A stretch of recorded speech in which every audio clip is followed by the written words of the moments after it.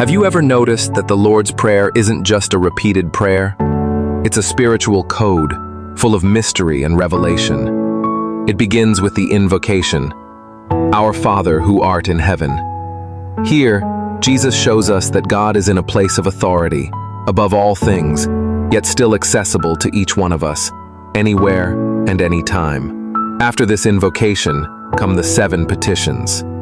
When we say, "Hallowed be thy name," we acknowledge God's holiness and place his name above everything.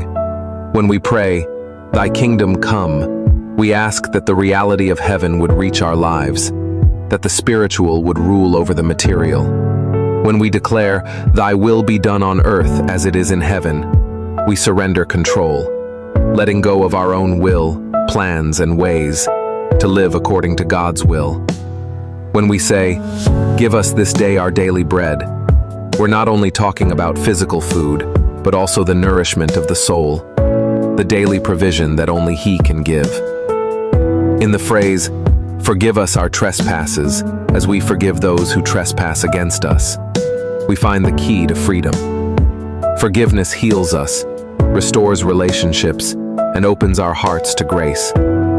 When we cry out, "Lead us not into temptation," we recognize our weakness and ask for strength to resist the traps that appear along the way. And when we conclude with, "Deliver us from evil," we are asking for God's protection from all evil, both seen and unseen. 7 petitions, a perfect code, a complete prayer. But the real question is, do we truly want to receive what we're asking for?